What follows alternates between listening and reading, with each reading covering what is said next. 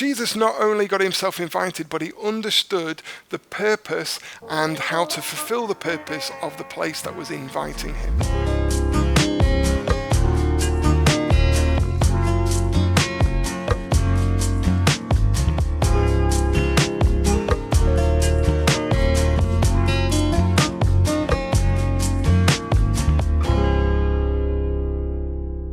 Welcome to episode 1 of the Schools Template Doors.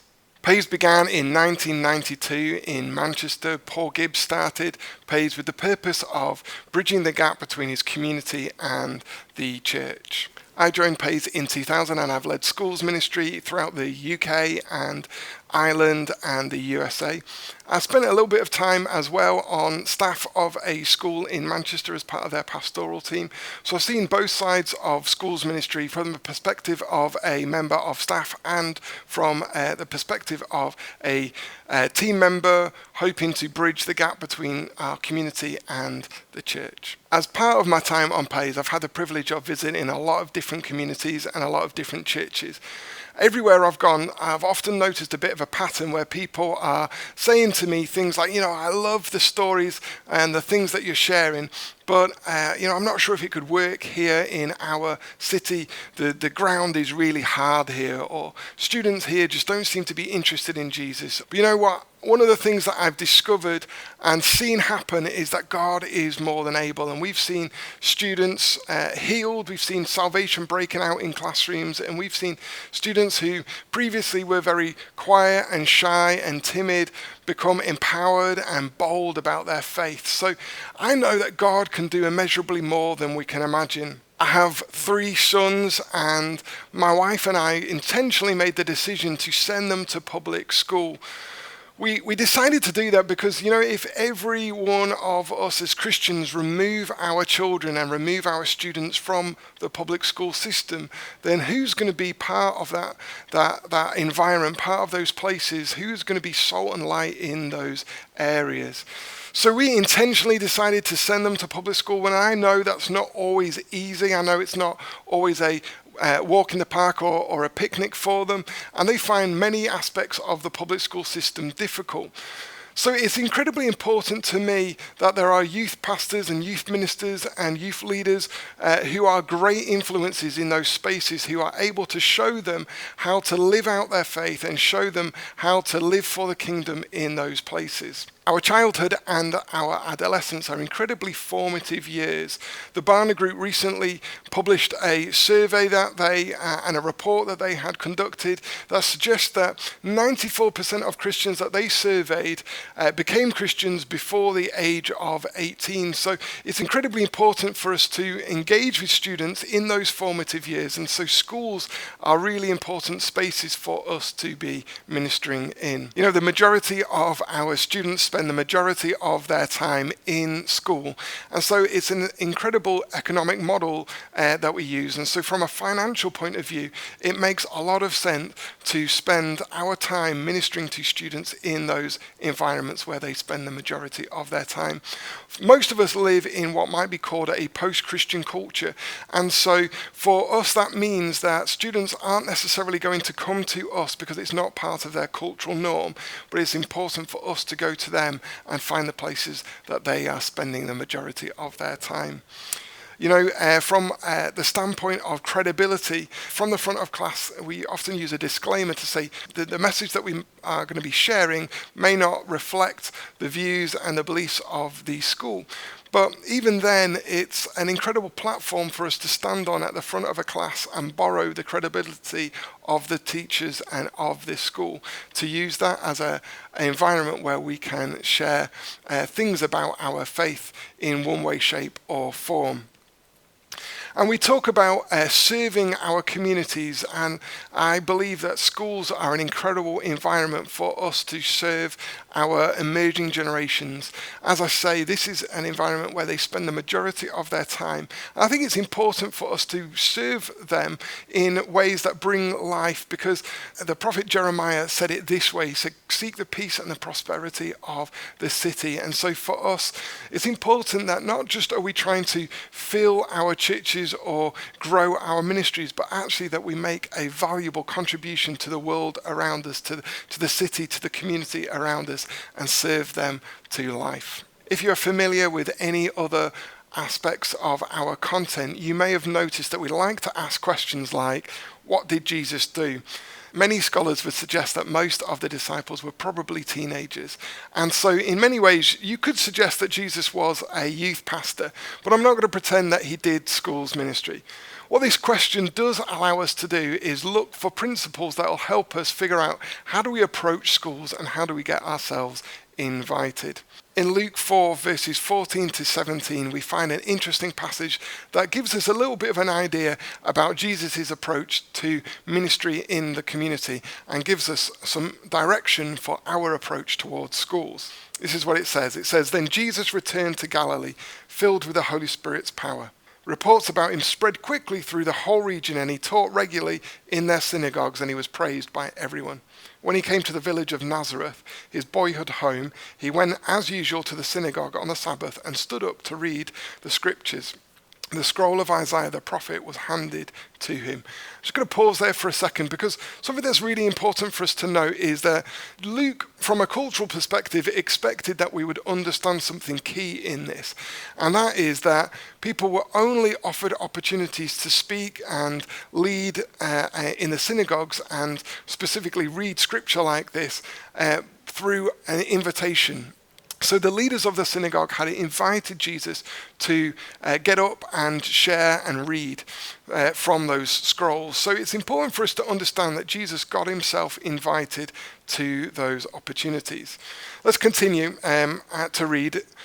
It says, "He unrolled the scroll and found the place where it was written, 'The Spirit of the Lord is upon me, for he has anointed me to bring the good news to the poor, and he has sent me to proclaim that the captives will be released, that the blind will see and the oppressed will be set free, and that the time of the Lord's favor has come.' And he rolled up the scroll, he handed it back to the attendant, and he sat down. All eyes in the synagogue looked at him intently, and then he began to speak to them. 'The scripture you've just heard has been fulfilled this very day.'" Second thing that Luke expects us to understand is that synagogues were a representation of the temple in local communities. And therefore, they were there, they existed, their purpose was to make God's presence noticeable.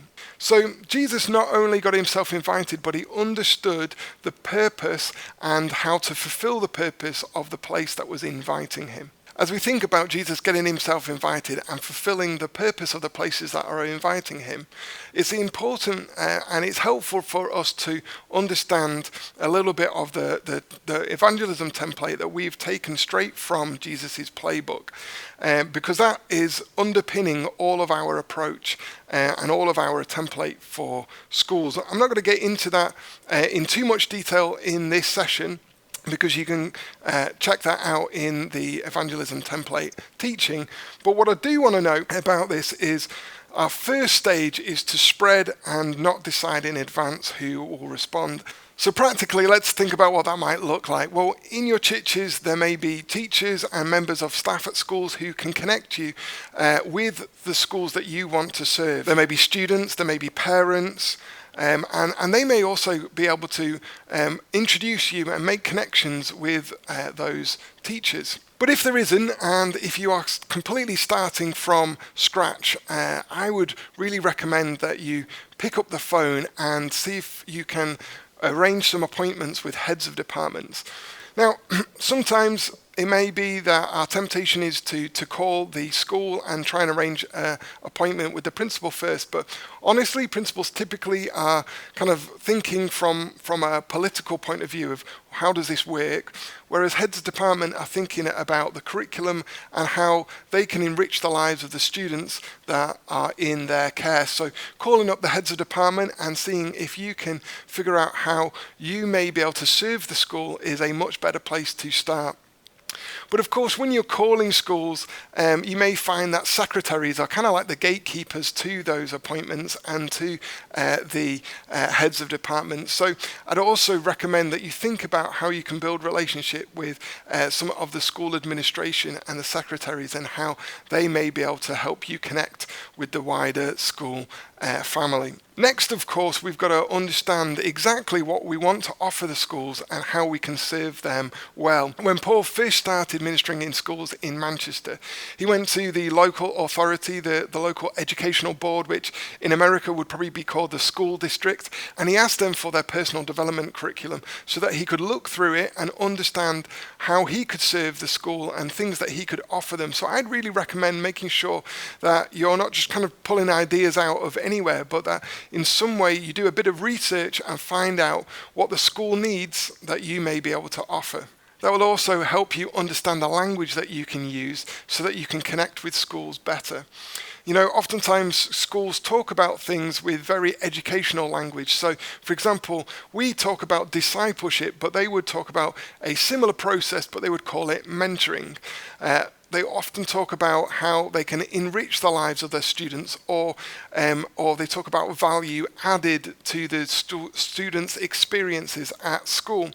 And so if you can understand a little bit of the language that schools will use and how you can connect what you can offer and ways that you can serve the school with that language, it will help you in those conversations. We'd also recommend using references because they're a great way to show that we have a quality track record. References can help show that we understand the law and the boundaries within which we work, and making sure that we don't overstep those boundaries. And so schools can invite us in confident that we know the system within which we work and how we can accomplish and fulfill their purpose well. When I was a member of staff and part of the pastoral team of the school in Manchester, a lot of teachers would come and have conversations with me in the staff room about the professionalism of teams that we were inviting into our school.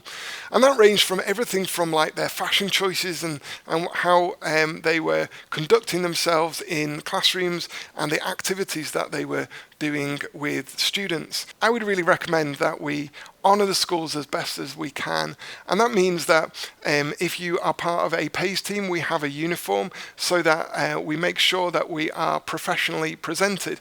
But if you're not part of a Pais team, then I would really recommend you think about how you present yourself wherever possible, whether that be your presentation in terms of your slides and your content, or whether that be presentation in terms of how you dress.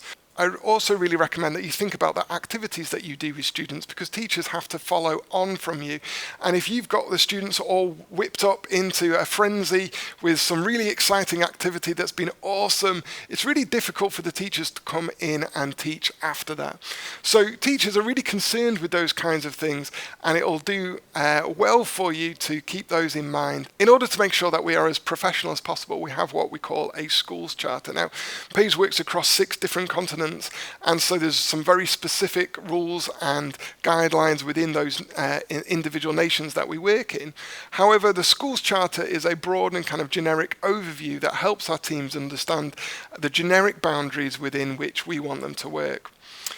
We also ask our teams to be well rehearsed, so whenever they are going into school and presenting a lesson or an assembly or any real form of ministry, we want to make sure that it's well rehearsed, that they know what they're saying, they know what parts are coming next, and they understand what they're trying to communicate. We also work really hard to build relationships, so once you're invited into a school, it's time to build really deep and genuine relationships. So we work really hard to spread that relational net as far and as wide as possible and build relationships with teachers throughout the school and throughout the different departments, because there's many different ways that we can serve schools. And another way that we do that is to go to as many of the community events that the schools run. That might be sports, games. So we would recommend that you connect with those, because that's a great place to build relationship, and it's also a great place to have a great impact and influence in your community. So hopefully that's given you some clear direction on how you can approach schools and how you can get yourself invited. In the next episode, we're going to unpack a little bit more about how you can partner with their purpose and how you can help them fulfill their purpose. But I want to leave you off with a quick story from one of our teams in Australia. Good day, mates. How y'all doing? We good? So good to be here with you guys. If you can't understand my accent, I'm sorry. I am a bogan, which is basically an Australian hillbilly, so you'll have to excuse me. I'm here tonight to tell you guys about what God is up to in our nation, Australia. Over 6 months ago, we started a new team in a high school, and they've just recently seen 4 young people get baptized, which is amazing. But I want to share a little bit more about Lily's story. Lily didn't have a Christian family.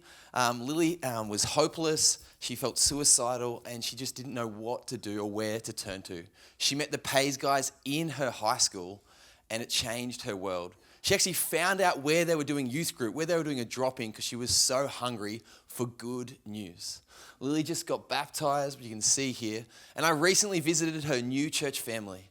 She stood up in front of everyone with her testimony on paper and just started shaking as she shared. I started tearing up. There wasn't a dry eye in the house hearing Lily's story of transformation. I was a really angry person. I struggled with depression and anxiety. I just lost all hope. I didn't care about losing my family. I didn't care about losing school, friends.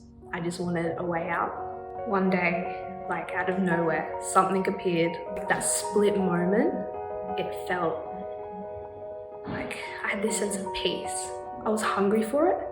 Like I just wanted more of it. So I started reading the Bible. I started praying. But like I still had this thing that was missing. Like I was still struggling. I was told it was hypocritical of me to be going to church. But I met Pais. I spoke with Johanna. She was so full of wisdom. And I started repenting. And I just had all this love. For years I was struggling with these certain things. And all of a sudden, like it almost felt like it was lifted. And only God could do that. I felt so forgiven for stuff that I couldn't forgive myself for. And he did that through Pais. Like he spoke through Johanna, he spoke through Nairi. At the end of the day, I sat down and I just looked around and I was so blessed.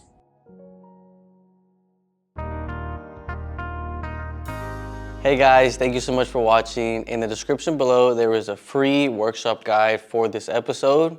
And while you're here, please give this video a thumbs up and subscribe to our channel.